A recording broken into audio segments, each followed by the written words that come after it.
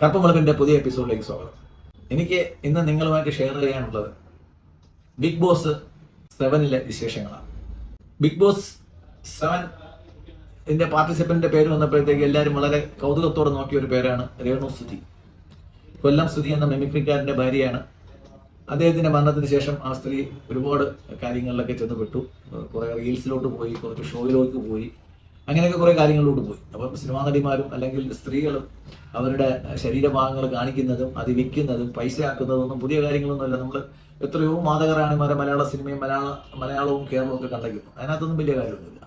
ഇപ്പോൾ എല്ലാ ജോലിക്കും അടിസ്ഥാന യോഗ്യതയായിട്ട് +2 ആണ് കണക്കാക്കിയിരിക്കുന്നത്. അതുകൊണ്ട് ഇതുവരെ +2 പാസ്സാകാൻ പറ്റാത്തവർക്ക് 6 മാസം കൊണ്ട് +2 എഴുതി പാസ്സാവും. കേരള ഗവൺമെൻറ്റും PSC അംഗീകരിച്ചാണ്. ഒറ്റ പരീക്ഷയേ ഉള്ളൂ. ഗ്രൂപ്പ് മാറ്റി എഴുതാം. എല്ലാ വിഷയങ്ങളും മലയാളത്തിൽ എഴുതാം. ലാംഗ്വേജ് പോയിട്ട് ബാക്കി എല്ലാ വിഷയങ്ങളും മലയാളത്തിൽ എഴുതാം. ഇംഗ്ലീഷ് നിർബന്ധമല്ല.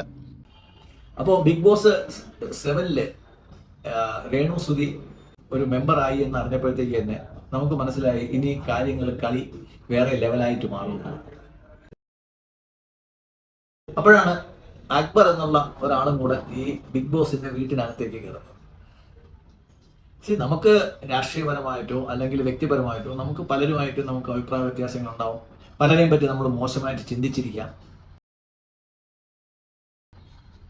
പക്ഷേ സ്ത്രീകളെ പറ്റിയിട്ട് നമ്മൾ സംസാരിക്കുമ്പോഴത്തേക്ക് പൊതുവേദികളിൽ നമുക്ക് വെറുപ്പുള്ളവരാണെങ്കിൽ കൂടി, നമുക്ക് എതിർപ്പുണ്ടെങ്കിൽ കൂടി അതിനെ കുറച്ചുകൂടെ മാന്യമായിട്ടുള്ള ഭാഷ നമ്മൾ എപ്പോഴും ഉപയോഗിക്കേണ്ടതാണ്. ഇപ്പം പെറ്റ് നെയിമായിട്ട്, അതായത് നിക് നെയിം ഇടാൻ വേണ്ടിയിട്ട് പറഞ്ഞപ്പോഴത്തേക്ക് രേണു സുധിക്ക് ശ്രീ അക്ബർ ഇട്ട പേര് സെപ്റ്റിക് ടാങ്ക് എന്നാണ്. ശ്രീ അക്ബർ മനസ്സിലാക്കേണ്ടത് അക്ബറും ഒരു സെപ്റ്റിക് ടാങ്കാണ്. സെപ്റ്റിക് ടാങ്ക് എന്ന് പറഞ്ഞു കഴിഞ്ഞാൽ ഇത്രയേ ഉള്ളൂ, മനുഷ്യ വിസർജ്യം പേറുന്നതിനെയാണ് സെപ്റ്റിക് ടാങ്ക്. നമ്മളെല്ലാവരും ഒരു പരിധിവരെ നമ്മുടെ ശരീരത്തിൽ മനുഷ്യ വിസർജ്യവും പേറിക്കൊണ്ട് തന്നെയാണ് നടക്കുന്നത്. അതുകൊണ്ട് പേരിട്ടതിൽ മിസ്റ്റേക്ക് ഒന്നുമില്ല. പക്ഷേ ആ പേരിൽ നിന്നും ഒരു സ്ത്രീക്ക് അങ്ങനെ ഒരു പേരിടണമെങ്കിൽ അയാളുടെ സഹോദരിയാവാം, അമ്മയാവാം, അയാളുടെ ഭാര്യയാവാം, മകളാവാം, കാമുകയാവാം, ഒരു സ്ത്രീക്ക് അങ്ങനെ ഒരു നിക് നെയിം കൊടുക്കണമെങ്കിൽ അയാളുടെ കൾച്ചർ എന്താണെന്ന് നമുക്ക് മനസ്സിലാവും.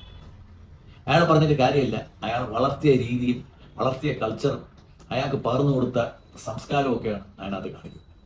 ഇതിനകത്ത് ജാതീയമായിട്ടോ മതപരമായിട്ടോ ആരെയും നമ്മൾ ഇകഴ്ത്താനോ പുകഴ്ത്താനോ നമ്മൾ ഉദ്ദേശിക്കുന്നില്ല. പക്ഷേ പൊതുവിടങ്ങളിൽ നമ്മൾ നാറ്റിക്കരുത്. നിങ്ങൾ സെപ്റ്റിക് ടാങ്ക് തുറന്നു വിടരുത്. ഇവിടെ നമ്മളെ തംബ്നെയിലിൽ കാണിക്കുന്നത് പോലെ രേണു സുധി സെപ്റ്റിക് ടാങ്കിന്റെ അടുത്താണ് നിൽക്കുന്നുണ്ടെങ്കിൽ സെപ്റ്റിക് ടാങ്കിൽ വീഴ്ന്നു പോയ ഒരാളാണ് ശ്രീ അക്ബർ. പറ്റുമെങ്കിൽ രേണു സുധി കൈ കൊടുത്ത് ഈ അക്ബറെ ഒന്ന് അതിനകത്തൊന്ന് കയറ്റിക്കൊണ്ടുവന്ന് കുളിപ്പിക്കാൻ നന്നായിരിക്കും. നന്ദി, നമസ്കാരം.